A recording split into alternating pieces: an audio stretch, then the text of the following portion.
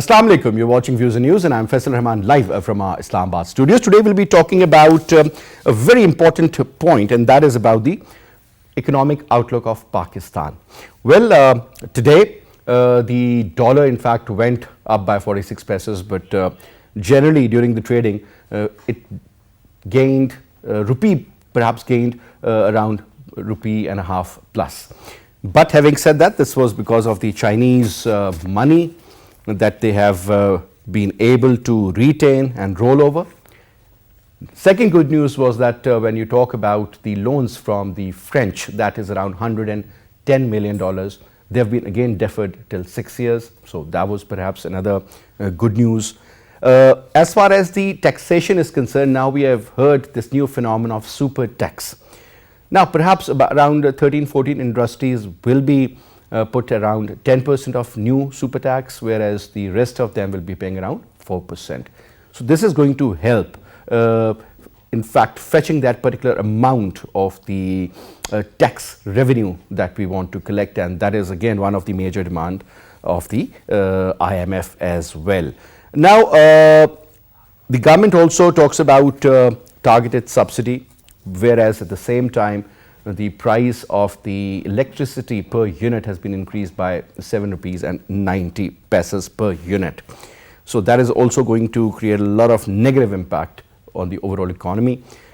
I was also listening to Senator Musaddiq Malik Saab, who is the Minister for the Energy, and he was saying that in the international market, the LNG, since there is a lot of shortage, and the purchasing power of the European countries, because they are trying to switch away from the Russian energy resources and trying to look towards Arab states as well as United States of America.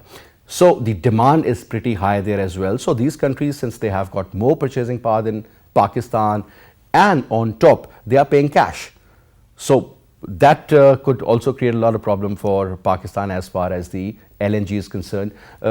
4 ships were basically booked, and 2 were supposed to come earlier in the first week of July, whereas the rest were supposed to be arriving around the last week of July. But let's see what happens on those 2-3 fronts. But at the same time, another news is that the participation for Pakistan in the BRICS, we all know that BRICS stands for Brazil, Russia, India, China and South America, these 5 developing nations. And interestingly, when we talk about the overall population of these countries, that's around 41%. When we talk about the total GDP of these 5 countries, that hovers around 24%. So that's quite a lot. But Pakistan was blocked by 1 member, that was stated by the Foreign Office. And obviously that 1 member is India.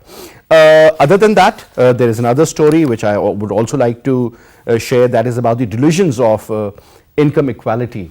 The middle class is shrinking, the lower middle class and the lower class is increasing. So that is something of prime concern as well. Another important story, since we will be talking about the super tax, perhaps this is said that it is an option for an easy way out. We'll definitely be throwing light on that aspect as well. On top, I earlier mentioned about Pakistan losing LNG bidding war to Europe. I just spoke about that as well. And Pakistan reached IMF record after US helped Pakistan, according to sources. Obviously, even when you talk about the FATF issue, the one and only superpower, that is United States of America, it has a lot of say as far as the decision making is concerned. So primarily we'll be talking about these major factors today. Before we introduce you to our guests, our production team has prepared a report on the overall economic outlook of Pakistan. Let's watch that. Shehbaz Sharif-led economic team is currently facing a quite challenging economic situation, as the indigenous as well as global level thorny economic fronts are really testing the purchasing power of a common man in Pakistan. In order to cater these challenges and to enhance the economic health of the nation, Prime Minister Shehbaz Sharif announced to impose a super tax on over 12 large industries and also on affluent persons with more than Rs 150 million annual income, with a rate up to 4%. Prime Minister Shehbaz Sharif declared these taxes as the first step towards the country's financial self-reliance. Prime Minister Shehbaz Sharif said he had formed teams to boost tax collections with the help of organs of state institutions and through digital means. He said the collected tax would be diverted towards projects of health, education, skilled training and information technology. On the other hand, by the excellent diplomatic intellects, the economic team of Prime Minister Shehbaz Sharif, under the guidance of Minister of Finance and Revenue Miftah Ismail, succeeded in attaining the loan from China, as Miftah Ismail in a tweet said that Chinese consortium of banks has signed equivalent to $2.3 billion loan facility agreements after it was signed by Pakistani side. Minister of Finance and Revenue Miftah Ismail said that the Chinese consortium loan worth $2.3 billion has been credited into State Bank of Pakistan and said that this amount will help increase the nation's foreign exchange reserves. Now, to talk about this, let me quickly introduce you to our panelists. On telephone, we'll be talking to Ashfaq Tola Saab, Senior Economist and President of ICAP. In studio, we'll be shortly joined by Banday Saab, who's a Senior Economist. And on Skype, we have with us Shikoh Atif, author and a Senior Economist. Gentlemen, thank you very much for your time. Let me start off from Shikoh Atif. Shikoh Saab, you must have heard about this new tax, the super tax. This is the first time that we have heard this word super associated with the word tax. Yes, value added tax or so many other taxes, indirect or direct, were always there. But this time, sir, on the industries which make around 30 crore rupees year and plus will be taxed. 13, 14 industries have been recognized where they'll be taxed around 10%, super tax I'm talking about, whereas the rest of them will be around 4% taxed. Now, let's start off with this, sir. Now they believe that the super tax has been imposed on affluent people, perhaps those who have the money and they're making a lot of profit and they're supposed to pay this. Now, the government also claims at the same time that minimum burden on lower income and salaried class. Now, let's start off from this super tax issue, sir. How do you see this? A lot of people believe that this was the easy way out for the government to impose such a tax on corporate industries. Your take? Certainly. Thank you. To my mind, it is a good idea. A good idea out of all the bad choices that we are faced with at the present moment. The reason I say it is a good idea is because the tax is on the income of the richest of the rich. So it is almost impossible for these conglomerates to pass it along to the common man, to the purchaser, to pass it along to the consumer. So in that sense, it hits them and them alone. It is very, very difficult, almost impossible in economics. They do not have the ability to pass it along to the consumer. The government had some other choices as well. They could have raised like 20 Arab rupees just by increasing the sales tax by 1%. But they chose not to do that because that would have been inflationary. And in this environment of inflation, rather stagflation, I think it is a very good choice. Now, the second point is, sir, you just mentioned about this tax imposed on the richest of the rich. Sir, normally what we have witnessed in the past, that whenever we used to talk about the VAT, value added tax, it was increased from 0.01% to 0.02%, and there was a lot of hue and cry in the stock market, and eventually the government had to take it back. Now, sir, when we're talking about corporate tax being additionally taxed with the super tax, so many taxes, do you think, sir, it is going to be something that could be implemented, or do you believe that again the government will be sitting back and negotiating with all the major stakeholders? Well, to be honest with you, at the present moment, the government has no choice but to impose this upon these institutions. And please let me repeat. So this is not on the organizational this is not a corporate tax. This is the tax on their income. So what they made last time, if it was over 30 crores, and you did a wonderful job of separating the 30 out of the 13, 14 organizations that have been sort of targeted. Some, like the sugar industry, have been earmarked for 10% super tax, as you put it, and the rest 4%. I think out of all the bad choices that we have, and it is really impossible for us to sustain ourselves because only 9% of our whole population is in the tax bracket. 91% of us are not in the tax bracket. So faced with this kind of a circumstance, I think this is the only option that we have present. Now another, in fact, there are different brackets. It seems that the more you get as far as your salary is concerned, then the tax bar is going to get higher steadily.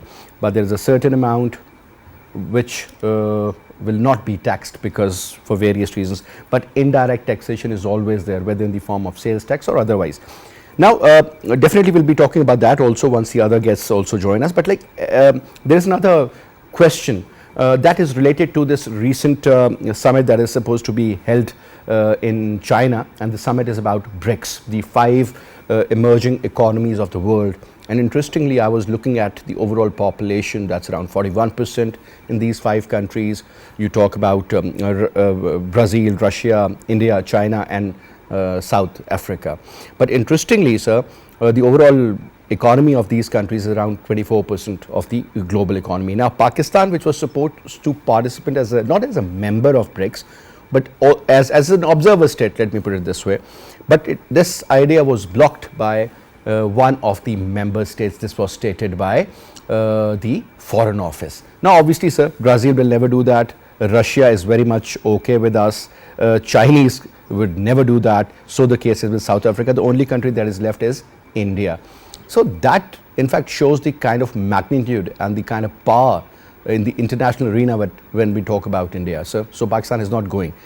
Don't you think, sir, that is something which we should worry about now? Because when we talk about, for example, SAFMA, or we talk about the South Asian countries, including Pakistan, India, Bangladesh, Sri Lanka, Maldives, Bhutan, Nepal for that matter, and in that Iran is an observer state, Afghanistan has been included. We have been totally cut off. In fact, there is a boycott. You were not invited even whenever this particular summit is held. So how do you see this particular practice, sir? Certainly. So India, whatever its own intentions, and its own intentions are never positive. But this one institution, I guarantee you, the West views BRICS with tremendous suspicion. The reason, they really want to make certain that China does not use it to increase its influence globally and add in its own partners and supporters. And Pakistan is, as China has proven a tremendous friend to Pakistan, Pakistan also has tremendous loyalty towards China. So India plus the West don't want another country in the BRICS or around the BRICS that would be an ardent supporter of China. So now let's talk about another group that's called MINT. MINT is for Mexico, Indonesia, Nigeria, and Turkey. Now we don't even qualify to be in that particular group. Look at the economy of Pakistan. Let's be realistic. It's good to be optimistic, but it's more important to be realistic. Looking at the current situation where we are practically, aiming at $1 billion, $1.5 billion from left, right, and center, from IMF or from World Bank, from China, Saudi Arabia, UAE, trying to gather so that we have a certain amount of money in the bank, State Bank of Pakistan, so that we can do trade, so that we can import. Now, if you're not a member of even MINT, then how can you qualify to be an observer state for BRICS for that matter? Absolutely. Well, our international standing, unfortunately, is profoundly linked to our economic sustenance. You know, I was really depressed at how joyous we as a nation were just to be able to borrow some money from China. You know, this is not a grant, this is not a lottery ticket. This is, we have to, as a nation, we have to pay it back. You mentioned mint. One of the really interesting economic experiments that is going on at the present moment is in Turkey, where, you know, we have issues with our inflation at around 20% by some estimations in a month or so. Inflation figures in Turkey at the present moment are 73.5%. So they are no role model. That's not where we want to belong at the present moment. Indonesia, Mexico, you're absolutely right. You know, we should try and partner up with some organizations, but none of that is going to happen until we get our economy under control. Sid, I was watching CNN last night and I saw a very interesting report. And that was about the devaluation of various currencies, South African, Hong Kong, so many, even Chinese yuan, Japanese yen for the first time, around 136 for a dollar. So the cases with the Middle Eastern currencies. We have also witnessed what happened in Pakistan. But interestingly, there was a very, I would say, a story that really, you know, was very astonishing, that they have put so many sanctions on Russia. And on top of that, despite the fact that the global currencies are getting really weak against the US dollar, but ruble from 85 to 51, maybe their trade in rubles with the European Union as far as their energy is concerned. Again, check on the imports means that you need lesser amount of dollars in Russia. And on top of that, perhaps certain other reasons as well. You talk about the oil trade or otherwise. So, despite all the odds, how come ruble was strengthened against the US dollar? And I understand that India is also talking that, you know, we should, or Russia rather, both of these countries will engage that ruble to rupee trade rather than bringing in dollar. So do you think these factors were important as far as the strengthening of ruble is concerned, or perhaps there were other reasons too? You know, so what Russia has done is they have completely stopped the outflow of US dollars. So they are not importing anything at this moment. So their balance of payments, their current account, you know, we are in deficit always because we import more than what we export. What they've done is they've put a complete block on imports, and just today Russia became the second country following Sri Lanka to default on their foreign debt obligations. So they are actually not paying their foreign debts also, and they are not importing anything. Hence, their current account is very, very plus. They are holding on to whatever US dollars they have, or whatever other currencies that they have, which sort of weigh a country's local currency against. All right. Now, we have also been joined in by Banday Saab, Senior Economist. Banday Saab, pleasure to have you in the program, sir. Thank you so much for your time.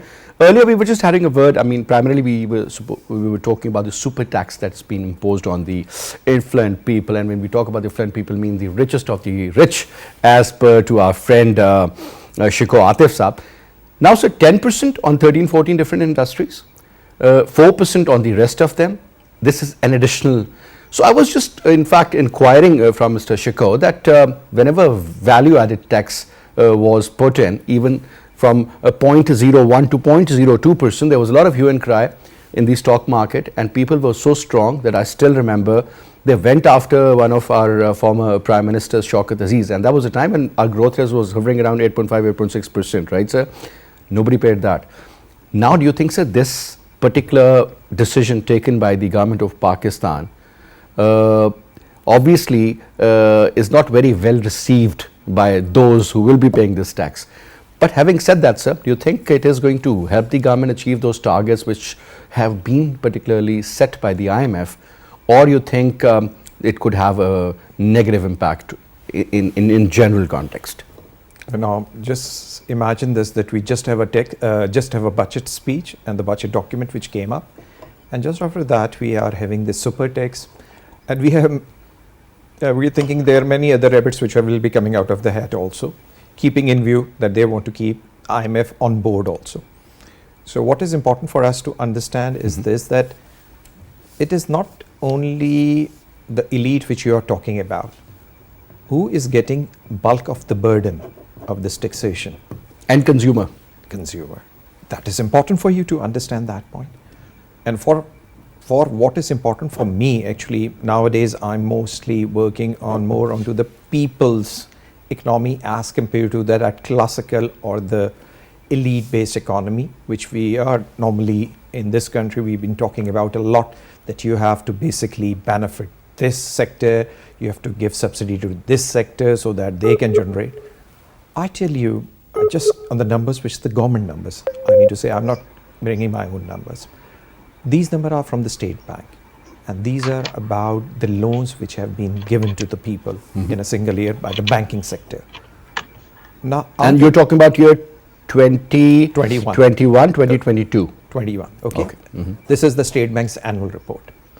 Now, total amount of loans which have been given by the banks, the whole banking sector, is about 5,500 billion rupees, 5.5 trillion rupees to businesses. I'm just talking about businesses, okay. Now, out of those businesses, if you go and decipher that how many loans are given to how many people, I mean to say the bigger loans, that the total number is 2,300. And those 2,300 people or parties or companies are given the loan, 77% of these loans were given to them. Majority of the chunk. Out of almost 3.6 million borrowers, the 77% is given to these people. These are the same people whom you are now taxing. You got my point, this 10%. And the way they've been subsidized by the banks, nobody's talking about that. You're crying over this, that they have been squeezed, they have put 10% or 3% or 4%. What about this side when you're looking at it? 3.6 million borrowers are there, and out of that 2,300 borrowers got, is this a just economy? This is an economy which you think is sustainable? And these are the same people who are getting benefit. An average loan size of these 2,300 parties is 1.9 billion rupees. I'm giving you the numbers, I mean to say. And now when I came back and I was working with the microfinance side, now these are the numbers, 5.5 trillion rupees you are talking about. And you come back and you talk about these microfinance. Now when you talk about microfinance in this country, the number of micro enterprises, those prices which have about 9 people working over there. SMEs basically. Not even smaller than that. The State Bank definition is this, that micro enterprise is the place where up to 9 people are working. Then 10 to 50 number of people are working there as small enterprise. Okay. And then 50 to 250 is a medium enterprise. And over there it's a large enterprise. Okay. Now if I'm just talking about those which are there, they are 5.8 million, 58 lakh enterprises in this country which are working. Small, like your tailor, your street vendor, I mean to say, even a small barber or somebody. Bars, all these people there, they are the real Pakistan if you're talking about. And you know how much loan they've been given? Out of these 5.8 million people, 58 lakh people, the microfinance own number, the industry numbers, 128,000. It's a 2% of that which have been included in loan. And how much loan they were given? They were given loan 19 billion rupees. Now those fat cats, you just put 10 cats and they have got equivalent of 128,000. That's the most unfortunate part. And you are talking the country is going to progress. These guys are going to become more fat. They are going to have their own Dubai palaces. They are going to have in London money. And these people who are the real Pakistan, who the economy you should Will be suffer at talking the end about, of the day. they are suffering. They are indirectly paying your fuel charges, your electricity charges, and then they are even giving to those people. I mean to say, because they are working in the informal economy. So it means they are giving the bribes also in order to survive. Most of these people are onto the sustenance levels. And they have got a lot of influence as far as decision making is concerned. Exactly. In the power corridors in Now, Islamabad. it means that what should we be talking about? You're talking about this GDP thing. You're talking about this export thing. I mean to say, these is meaningless to those. In this country, we have 220 million population. 90 million population is illiterate. This is all government. I mean to say statistics. Yes. These people are not going to start a startup. And when we talk about PTI's government or even PML's government, they have initiated these youth programs and giving loans and for small startups. Where will they go? And look at the interest rate currently, which is going to go further up. Look at the inflation. If let's suppose if the government says 14 to 15%, let's admit it is 14%, though it is much higher. And according to certain analysts, they believe that this could go up to 25%. And maybe higher. So if you allow me, I'll just come back to you. We've been joined by Ashfaq Tola Saab, another leading businessman and a senior economist also. Tola Saab, Assalamu alaikum. Ashfaq Tola Saab, Assalamu alaikum ji. Anyway, I think we'll just get back to Tola Saab again, because I really wanted his comment on this as well. Now, sir, another important factor.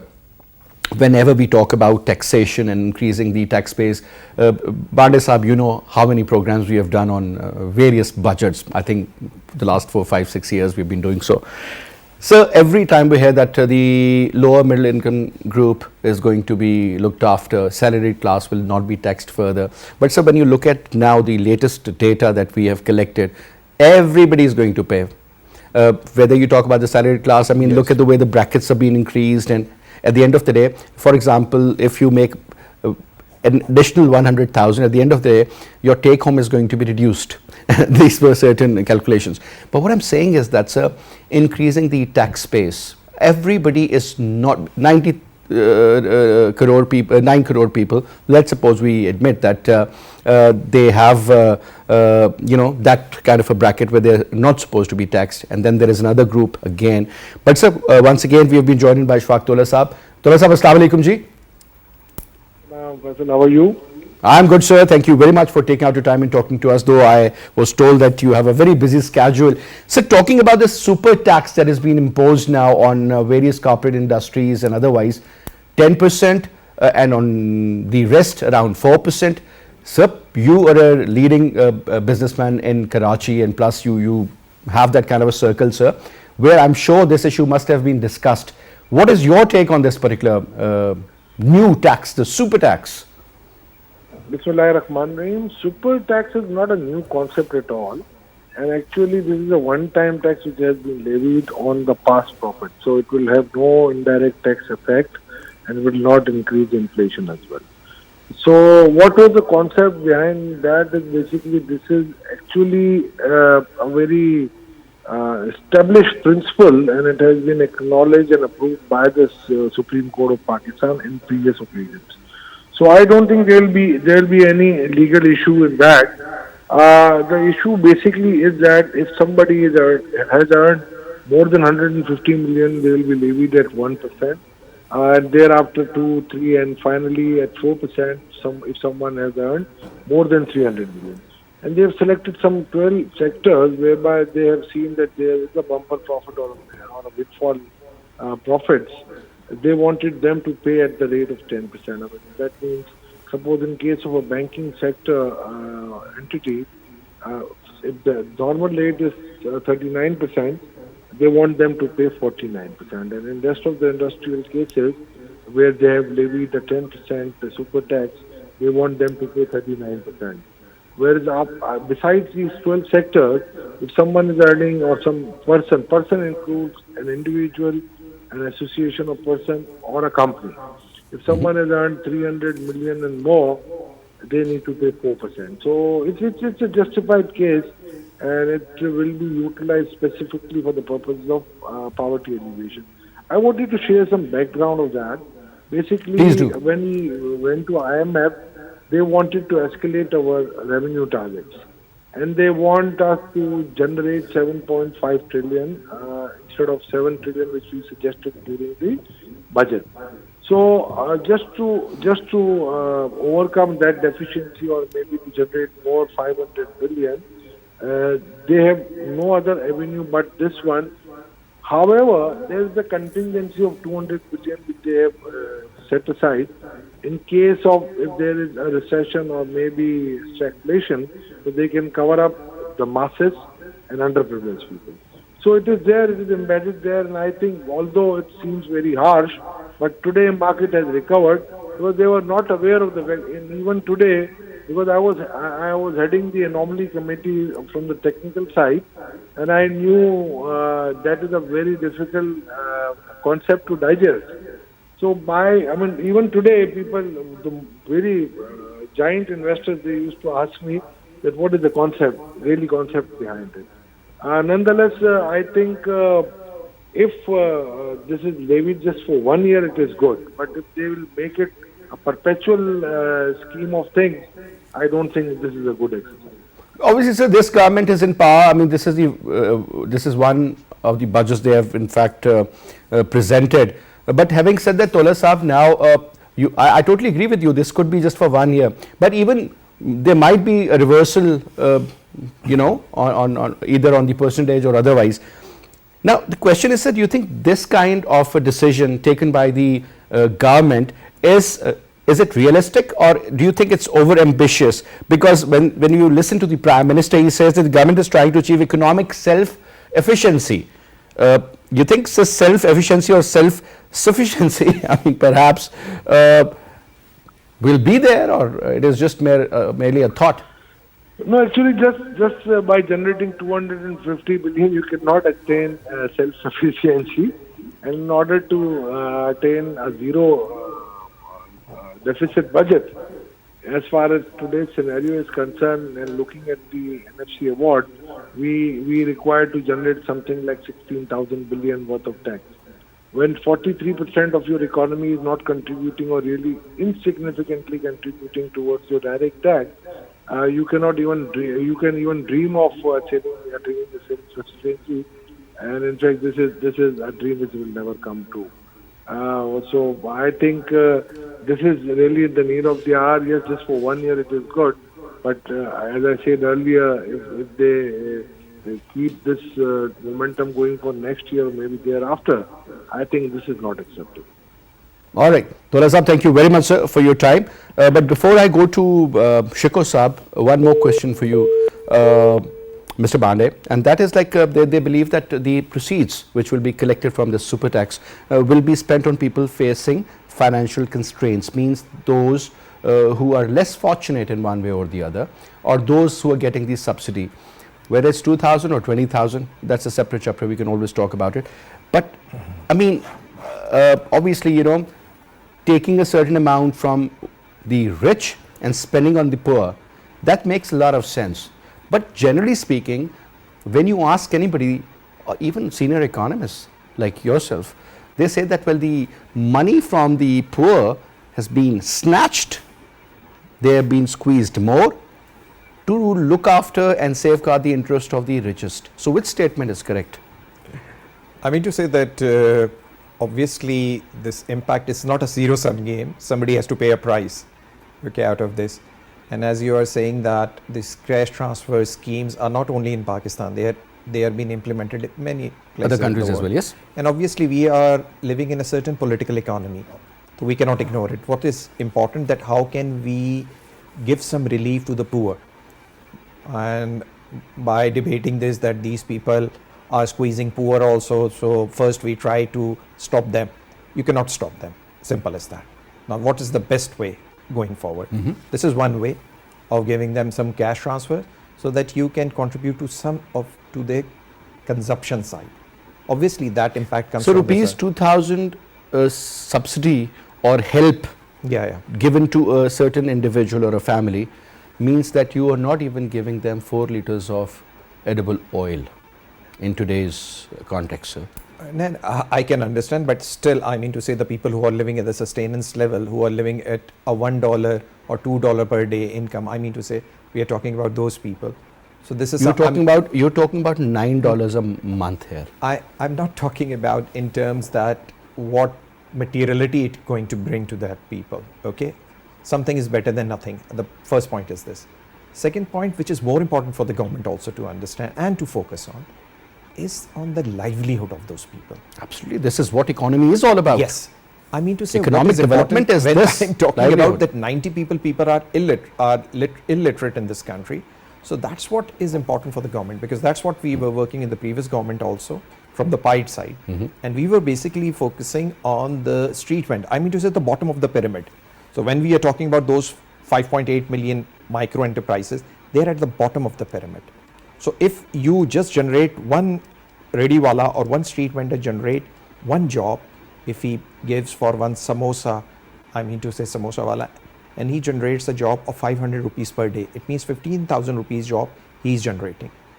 We have estimated in this country we have about 8 lakh, I mean to say street vendors working.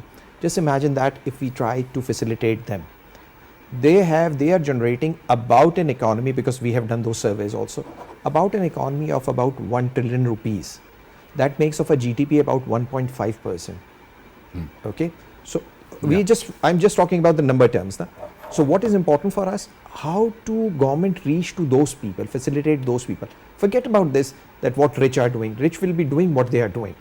That is not the point. This is what they've been doing for the last 75 years. They will be doing ahead also. Okay, they are least concerned.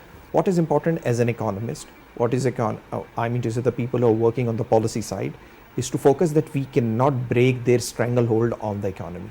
So what is important to make space for the people who are at the lower side. The fiscal space. Exactly, to make some space. I mean to say what they desire. I mean to say, just like look in India. What the Indians do? Indians have about 10 million street vendors over there. Now PM has started a scheme. The scheme was basically for the loan during. That loan which they started was 10,000 rupees. Indian government basically guaranteed that loan, and they gave a subsidy on the interest also. And within 1 year, if they can pay that, so they can take a loan of about 20,000 or 50,000 under the same scheme. According to the credit history. Exactly, credit history they are making. And it is not only that. What they have done, that they gone for digital inclusion. And that was a scheme, maybe digital.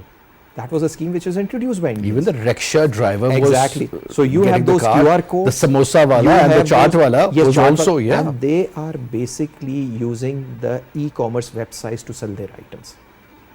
Just imagine, the country who doesn't take care of its poor is destined to dustbin. Simple as that.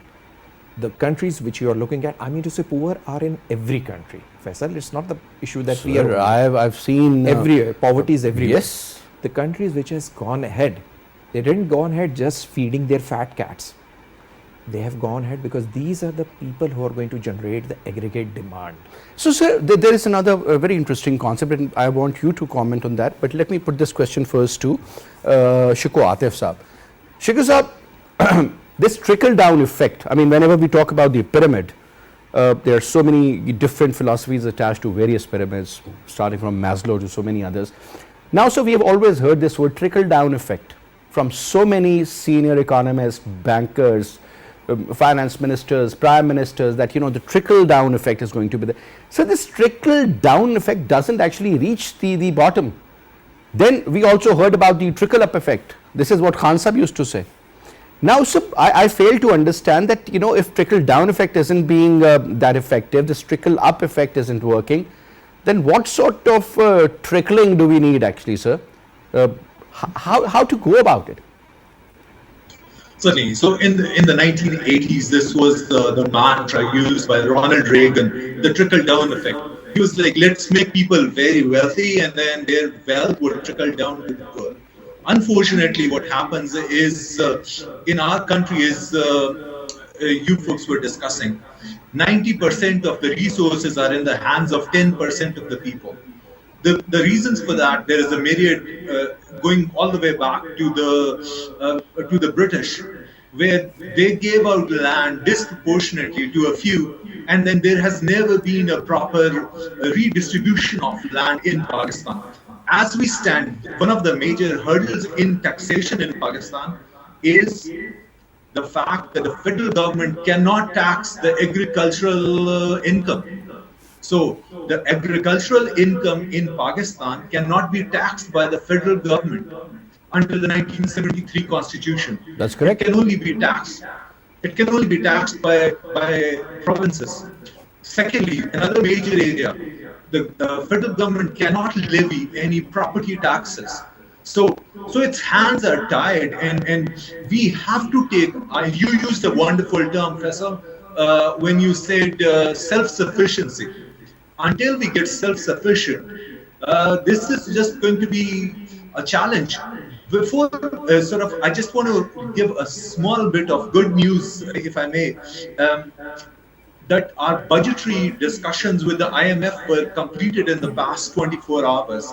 And it is all a go on, there are two parts of the discussion. On the budgetary side, IMF has given a thumbs up. There is certain discussion around something that State Bank has to do. So that will take place in the next 24 hours. But I just wanted to give a little bit of good news. Before I veer off from the concern that you gentlemen were discussing, I want to give some other good news about that as well.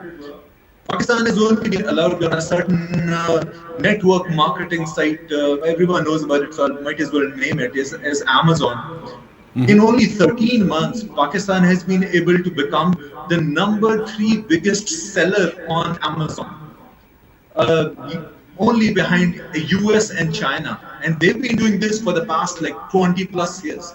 And only in 13 months, Pakistan has become the number 3 biggest seller on the website. Primarily, you talk about e-commerce. Yes, sir. Yes, sir. E-commerce, network marketing, and that's where, we have, everyone says we have, our biggest power can be our youth. We have a lot of them. If we can only channel them through this, and there is no infrastructure. The issue with our other exports is, before we send any of even our textile exports out, we have to import a lot.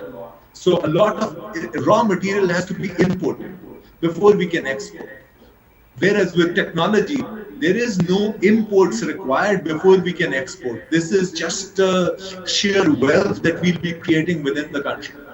So this is what we've been hearing for the last, 20, 25 years, that, we need certain machineries to be imported so that our production increases. Nothing has happened so far, sir. And most of these textile owners, either they switched to Sri Lanka, or most of them went to Bangladesh, or perhaps they just, shut down their businesses and they moved abroad. This is what has happened, sir. Sir, because I'm running out of time, quick comment, sir, on this trickle-down effect versus the trickle-up effect versus nothing being done. One thing which is very important for us to understand, that we are focusing on services. Services is not the employment generation coming from industry. If you look at Bangladesh model, our total contribution from the industry is about 19%. Bangladesh is 31%. 48 to 50 billion dollars worth of export. I mean to say that I am talking about a country which is the 5th largest country. I'm not a Silicon Valley, to be very straight. Absolutely. These people are not going to work on Amazon, most of them. So what is important for me, that I cannot take one niche, one chunk, and we say this is the whole country. As a country, I have to see holistically. And holistically, more responsibility comes for those people who are the have-nots, who have got much behind it. Correct. So that is what the economy is all about. These people who are working on Amazon, they don't need government support. They're smart enough. They will make money in any economy. And that is what the future is all about, sir. Yeah, exactly. So what is important for us? How the government policies or budgets, they have the people at the bottom side, at the bottom of the pyramid. They are going to facilitate it in this digital economy? I don't think so. Government has any clue on that. I think that is very well said, but since I'm running out of time, I wish we had more time, we could have talked more about it. But in the coming days, or perhaps coming weeks, we'll definitely invite you again, sir, so that we can do some thorough, we can get the thorough input, and obviously we'll talk about that as well. And thank you very much, Atif Sab, for your presence as well. Thank you very much, Banday Saab. And interestingly, while I was doing my MBA, one of our professor in marketing, Dr. Asif Rao, in fact, mentioned that, you know, whenever you start a business, so just imagine there are 4 blocks. Let's call one the cash cows, the running businesses, or just giving you money, no innovation, nothing, but let it be the way it is. So many businesses we can talk about, and in that particular group. Then you have these dogs, the worst conditions for the worst business and being conducted in the worst way. So let's forget it. Stop. I mean, this is exactly what is happening to these white elephants, I mean, which are paying you nothing, but at the end of the day, 2,500 billion rupees are being spent just to feed them. And just imagine over here, we're talking about 250 billion versus that 10 times more money that is useless. Then you have these stars, just like this e-commerce for that matter, or this IT industry. The industry is booming, your business is booming. Like 10, 15, 20 years ago, this media in fact popped up. So that could be considered as stars at that time. And then there's a question mark, that what can be done? And there are so many innovative ideas, there's so much you can do.